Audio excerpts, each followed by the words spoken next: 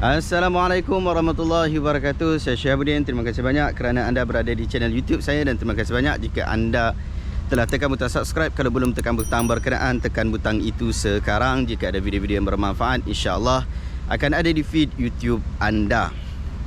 Hari ini kita nak bagi sedikit ulasan. Hari ini kalau ikut kalender saya, 3 hari bulan Rabiul Awal 3 bulan Rabiul Awal, iaitu bulan Rabiul Awal kita sebut tentang sirah Nabi Muhammad sallallahu alaihi wasallam. Ada satu buku yang bagus yang saya cadangkan untuk anda beli, anda dapatkan kalau dah ada bagus, iaitu buku Ar-Rahiq Al-Makhtum yang ditulis oleh Syekh Safiur Rahman Al-Mubarakpuri. Dia meninggal tahun 1993 atau 94 macam itulah, lebih kurang. Itu pada saya dia antara buku yang paling bagus lah dalam membicarakan berkaitan tentang sirah Nabi SAW. Buku tu agak tebal sikit, saya 714 muka surat. Tetapi pada saya dia adalah buku yang paling komplit di dalam membicarakan berkaitan tentang sirah Nabi. Jadi kalau bulan-bulan Rabiul Awal ni anda nak dapatkan buku tu, saya rasa yang paling bagus lah. Waktu saya belajar dulu, waktu dekat Mesir dulu, ada waktu mula-mula masuk kat sana tu, ada satu surau lah. Kat sini kita bagi surau lah, kat sana bagi masjid lah. Surau ni istilah kita orang Melayu lah. Dia tak ada istilah surau tu, bukan bahasa Arab kan. Bahasa Arab tak ada perkataan surau. Dalam bahasa Arab kita panggil masjid lah. Jadi ada satu masjid tu dekat sana tu, Masjid Ar-Rashidin, dekat Hayu Ula, Seksyen 1, Dumbiat Jadidah. Dekat sana, dekat situ ada satu pengajian, iaitu pengajian Ar-Rahiq Al-Makhtum, pengajian sirah Nabi SAW. Dan waktu tu saya mula untuk buka buku berkenaan, buku Rahiq Makhtum lah. Belajar, talaqi di situ lah, macam biasa lah. Kadang datang, kadang tak datang. Saya tak rasa satu benda yang penting sangat pada waktu kan. Sebab kita ada pengajian dekat universiti, so kita mengaji yang universiti punya lah. Tapi cumanya kadang-kadang kita ambil talaqi juga, kelas-kelas talaqi. So kita sambil-sambil sajalah. Kita sambil-sambil saja. Cuma bila habis, saya sempatlah mengaji buku tu. Nak kata habis, tak habis buku tu. Tapi cumanya bila saya balik ke Malaysia, orang tanya, nak mengajar apa ni kan? Nak pergi ke Masjid Surau ni, nak mengajar apa? Saya pun bila ditanya begitu, saya jawab kuliah mengaji inilah, fiqh lah. Sebab kuliah pengajian saya kuliah syariah. Jadi bila tanya hukum hakam tu, insya-Allah lah bahagian kita lah kan. Cuma orang dah ramai sangat waktu tu.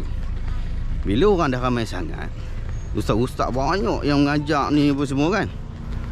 Jadi ada kekosongan pada kuliah sirah. Maka tahun 2013 saya mula untuk membuat semakan buku-buku sirah Nabi SAW. Antara buku yang saya jadikan konten utama di dalam pengajian adalah buku Ar-Rahiq Al-Makhtum tu. Dan menariknya, bila sampai dekat Malaysia, saya buat semakan, rupa-rupanya buku Rahiqul Makhtum yang ada kat Malaysia pada ketika itu adalah dalam versi yang kita kata outdated. Masa outdated apa? Syekh Safiur Rahman meninggal tahun 1993 atau 1994. Dia meninggal pada tahun berkenaan. Dan dia dah buat revised edition, edisi kemas kini. Yang mana dalam edisi kemas kini tu ada konten yang ada di dalam buku Ar-Rahiq Al-Makhtum tu yang diubah. Ada yang dibuang sampai 2-3 muka surat. Bahkan ada yang ditambah di dalam buku Ar-Rahiq Al-Makhtum. Sehingga bila orang tanya saya, kalau dah ada buku Rahiqul Makhtum, terjemahan yang dia menang tahun 1974 kalau tak silap saya, dia menang tahun 1974 tu, adakah perlu dapatkan lagi buku yang revised edition sebelum beliau meninggal dunia? Saya kata perlu. Sebab ada banyak isu-isu yang dia cuba untuk perbaiki. Antaranya yang memang wujud dalam buku ni, sebelum saya nak sebut berkaitan tentang overall buku Ar-Rahiqul Maktum ni. Tapi ada isu yang menarik yang dia cuba perbetulkan, iaitu pada bab selepas wahyu terhenti. Pada tempoh waktu terhenti tu, kan ada riwayat kata Nabi naik atas gunung dan cuba untuk menjatuhkan dirinya. Kemudian tajallalah apa dia, Jibril muncul dan kata, Anta Muhammad, anta nabiyul haqqan. Kamu Muhammad, kamu adalah nabi yang sebenar-benarnya. Riwayat itu ada, tetapi riwayat itu mempunyai masalah. Walaupun riwayat itu ada dalam Sahih Al-Bukhari, cuma dalam Sahih Bukhari tu dia punya cara penyusunannya agak pelik. Anda boleh dapatkan kajian saya berkaitan tentang benarkah Nabi Muhammad cuba untuk membunuh diri. Saya buat kajian berkenaan dan kesimpulan kajian itu ialah mustahil Nabi cuba untuk bunuh diri. Mustahil. Kemudian, tapi riwayat tu ada dalam Sahih Bukhari. Rupanya dia ada isu balaghat az-Zuhri. Orang yang mengaji hadis, dia tahu apa maksud balaghat az-Zuhri. Dia ada isu balaghat az-Zuhri di situ. Dia bukanlah konten utama. Sehingga Syekh Safiur Rahman dalam bab tu, walaupun panjang dalam edisi sebelum ini, edisi asal sebelum ni, dia cerita panjang.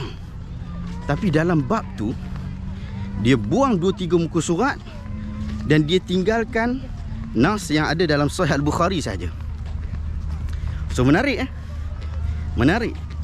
Dalam bahagian muqaddimah edisi kemas kini, dia sebut, dia kata waktu dia mula-mula tulis buku Rahiqul Maktum ni, dia tak sempat nak buat banyak semakan. Kerja yang dia buat adalah dia buat pengumpulan mana info-info yang dia ada.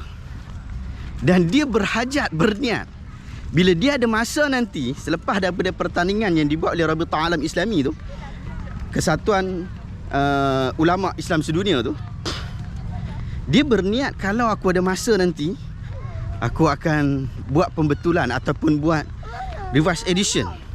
Tapi dia kata dalam muqaddimah edisi kemas kini, dia kata umur yang tua mendahului aku. Maksudnya masa dia sibuk sangat lah, sampai dia tak sempat nak buat tu. Dah hujung-hujung baru dia sempat untuk melakukannya. Dan dia kata dalam muqaddimah juga, aku biarkan beberapa kelompongan untuk diisi oleh orang selepas daripada aku. Menarik Menarik. Jadi buku Ar-Rahiqul Maktum, banyak fakta-fakta yang menarik yang ada dalam buku tu. Sebab Rahiqul Maktum ni, cara penyusunannya sangat kita kata bagus dan hebat lah. Maksudnya memudahkan kita untuk faham tentang satu biografi kehidupan Nabi Muhammad SAW. Bayangkan, dia menyusun buku tu dengan diletakkan background. Dia letak background dulu sebelum Nabi SAW dilantik sebagai Rasul. Bukan sebelum lagi dah, sebelum Nabi dilahirkan. Keadaan masyarakat Arab tu macam mana? Orang Arab ni kahwin macam mana? Ada orang Arab kahwin ni, kalau dalam tu fakta-fakta yang disebutkan dalam tu, terkejut juga kita.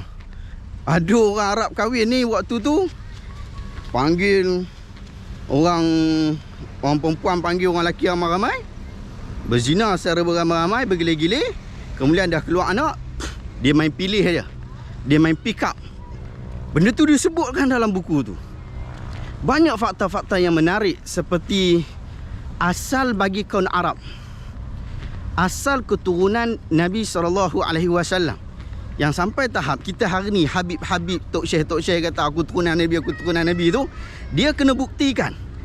Dan kita boleh dapat buat penilaian itu disebabkan ada pembuktian berkenaan. Dia sebut background Tanah Arab. Kemudian dia sebut pula 40 tahun sebelum Nabi dilantik sebagai Rasul. Banyak fakta-fakta yang menarik. Antaranya adalah fakta tarikh kelahiran Nabi. Assalamualaikum. Tak boleh. Antara fakta-fakta yang menarik yang tak ada dekat situ ataupun kita jarang dengar ialah, kalau biasa kita dengar tarikh kelahiran Nabi 12 hari bulan, 12 Rabiul Awal. Tapi dalam Rahiqul Maktum dia kata daripada sudut kajian falak,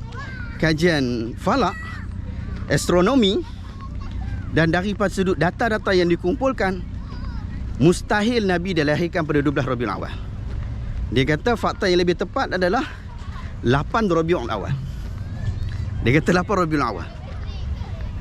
Dan dia sebut, dia kata, aku tahu walaupun orang lain tak sebut benda ni, aku sebut benda ni sebab ia bertepatan dengan kajian yang dibuat oleh ahli astronomi, ahli falak berkaitan tentang isu tu.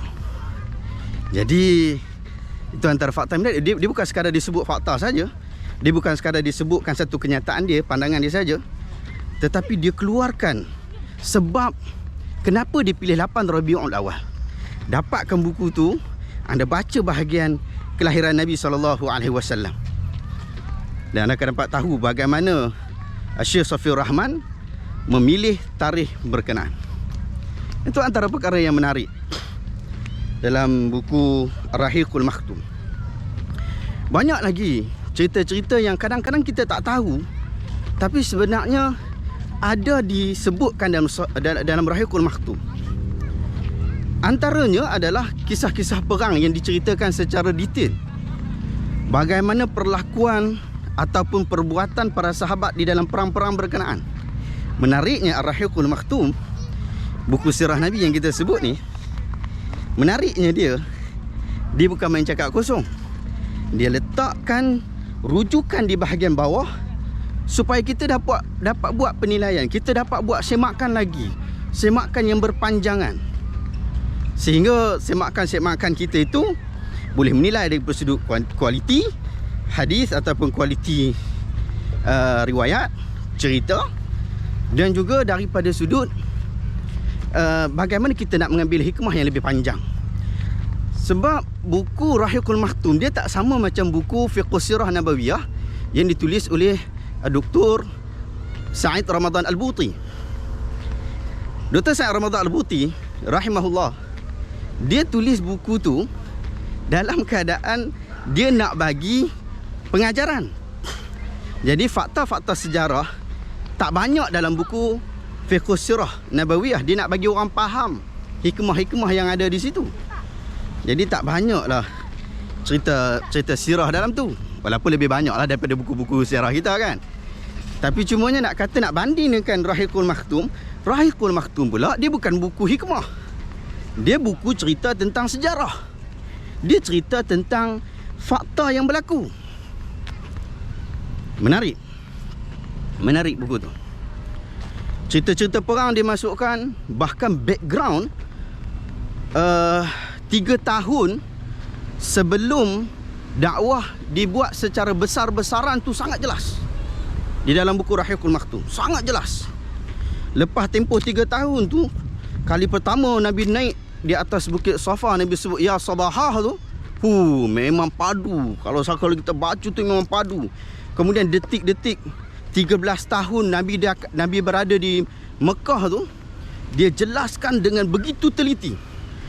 Satu fasa, macam mana perubahan daripada fasa diancam, macam mana peranan Umar dan juga Hamzah apabila mereka memeluk Islam. Siapakah tokoh-tokoh yang kadang kita tak kenal. Selalu kita tak kenal tokoh-tokoh ni, tapi tokoh-tokoh tu, nama-nama tokoh tu dia diterangkan dan dijelaskan di dalam Ar-Rahiqul Maktum. Bagus. Sampai tahun hijrah, sampai tempoh berlakunya hijrah. Diceritakan cerita-cerita hijrah tu dengan tarikh-tarikhnya, sehingga kita boleh tahu apa yang berlaku pada setiap tempoh perjalanan tu. Kita macam pergi ke satu buku biografi yang kita berhenti kepada setiap tarikh. Satu, sehingga kita dapat melihat apa yang berlaku kepada Nabi SAW seperti mana yang kita rasa ia berlaku pada zaman kita ni. Demikian juga yang paling menarik hati saya lah, setiap kali bila baca Ar-Rahiqul Maktum, ialah antara bab akhir dalam Ar-Rahiqul Maktum ialah waktu cerita tentang kewafatan Nabi SAW. Kita biasa dengar lah cerita macam-macam lah, umati buat kadok dalam buku tu, sebab riwayat tu tak sahih. Tetapi di dalam Ar-Rahiqul Maktum diceritakan lebih kurang hujung kehidupan Nabi SAW, apa yang berlaku. Bukan hujung tu maksudnya hari akhir saja, tapi dia ceritakan tahun-tahun akhir. Nabi wafat tahun 11 Hijriah. Jadi tahun dekat-dekat dengan tahun 11 Hijriah, tahun ke-10 Hijriah tu, apa yang berlaku? Disebut satu-satu. Kita tak tahu bahawa Nabi pernah makan daging dekat rumah Yahudi. Ramai orang tak tahu. Ramai orang yang jijik, makan daging, makan makanan orang Yahudi dengan Nasrani. Takkan tak boleh. Nabi makan daging yang dimasak oleh orang Yahudi, wanita Yahudi. Dan Nabi kena racun dengan wanita Yahudi berkenaan. Dan di dalam bab akhir tu dia ceritakan macam mana keadaan Nabi SAW menderita asbab daripada kesan racun tu. Hadis itu sahih. Bahkan Aisyah menyampaikan cerita itu dengan begitu jelas, sehingga kepada detik-detik akhir kehidupan Nabi itu diceritakan apa yang berlaku. Seminggu akhir tu memang padat lah. Seminggu akhir tu memang padat. Rasulullah rasa panas badan, lalu dia minta pada ahli keluarga dia untuk basahkan badan. Memang padu lah. Lepas tu saya sangat cadangkan anda untuk dapatkan buku Ar-Rahiqul Maktum. Bukan sebab apalah, pada saya lah secara peribadi, ia buku yang cukup bagus untuk kita baca, untuk kita hayati, kita masuk flow dia satu persatu. Dan insya-Allah di YouTube channel kita, di Syihabuddin Ahmad Channel, pada hari Khamis ini, insya-Allah pada hari Khamis ini kita akan mulakan program untuk kita membuat penghayatan buku Ar-Rahiqul Maktum bersempena dengan bulan Rabiul Awal, insya-Allah. Jadi saya harap anda boleh join. Banyak cerita best dalam sirah Nabi yang ada di situ. Wallahu ta'ala alam. Adakah anda rasa video hari ini bermanfaat? Jika anda rasa video ini bermanfaat, tekan butang share. Semoga orang lain juga boleh mendapat manfaat yang sama. Sekiranya anda mahu untuk join saya dan juga sahabat-sahabat lain di dalam komuniti online kita, anda boleh tekan join di bawah. Dan insya-Allah banyak program-program manfaat yang telah disusun untuk anda pada setiap minggu, insya-Allah. Terima kasih banyak. Assalamualaikum warahmatullahi wabarakatuh.